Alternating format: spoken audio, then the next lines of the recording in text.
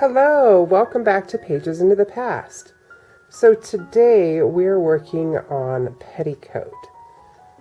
As you can see, this secondhand folkwear pattern, the upper part is all missing. So here is the Edwardian Underthings, pattern number 203. And we're going to make the petticoat. Tools that I will be using is a Simplicity rotary cutter. I'll be filming that because that's just so neat to do. And the pattern piece here is not meant for a fluffy gal, so I will be adding a couple of extra panels to it. Let me take you and show you what we're going to do. So this is the pattern piece, or the pattern pieces that comes. I really like the way they had this. This is a 3-part pattern where you've got the camisole, you've got the petticoat, and then you have the bloomers.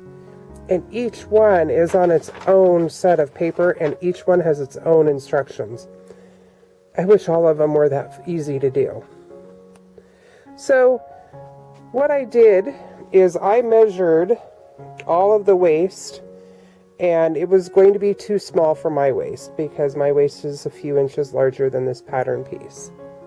The other thing that I did is I measured the base here all the way over, multiplied it out, and figured that I needed more because I want the base of my petticoat to be 3 yards. This was not going to be wide enough to hold out some of my skirts. So I decided that part D, being the skinniest part, I'm going to, instead of cutting 2, I'm going to cut 4 and put extra sides in. And then I measured the length, and it's only 31 inches. I, from waist to floor, am 45 inches. And I want this to hit ankle length. And so the piece that's the add-on piece for this back flounce is 11 inches.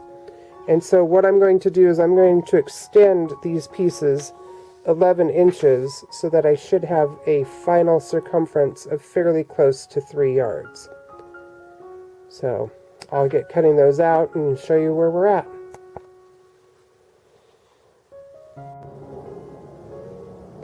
So I'm using my friction pen, and what I've done is I've traced around the pattern. I've extended the 11 inches and created a pattern. So I'll cut those out. I need 1 of this piece, 4 of that piece, and 2 of the far piece. And then that is the placket. Trace that out as well, and then we'll get working on the ruffles.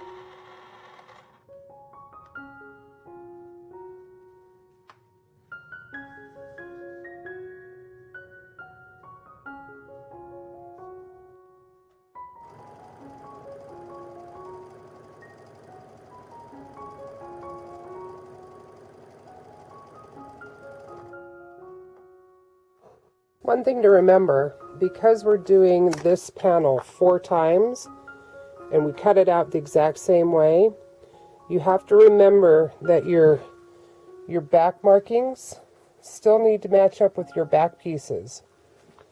And so they're not going to match here because this is an identical one to the one we've already sewn.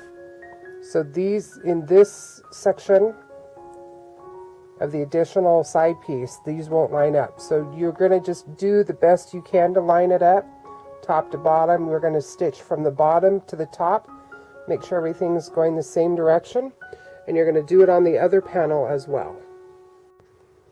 So now I've got it sewn together, and I came over and I measured the hemline of the dust ruffle, because remember we added that 11 inches, and this comes up 1/2 inch, but I don't believe I took into consideration the seam allowance here when I added the 11 inches. So what I've done is I pressed up 1 inch, and then I folded that in half for 1/2 inch so that I can bind it with this blanket binding for a stiffer hem. Because this is 1 inch, it wouldn't cover all of it. So I just want to make sure that that's inside of it, and it'll give it a little bit more of a stiffer hem at the bottom, rather than putting something like velvet or something like that, because I want to be able to throw this in the wash. So now I'm going to add this to the bottom, and then we'll get on to the ruffles.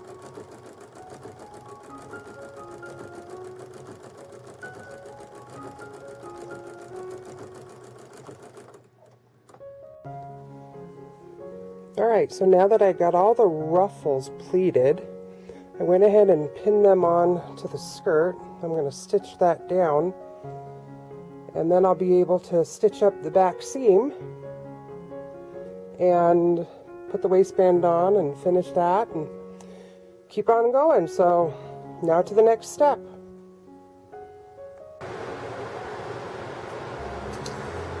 I realize this is a mirror image, but we're done.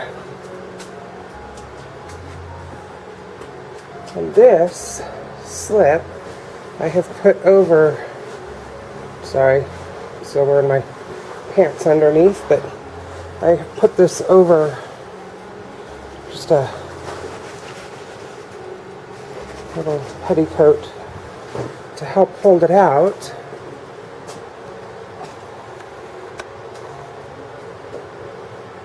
So as you can see, there is my ankle length petticoat.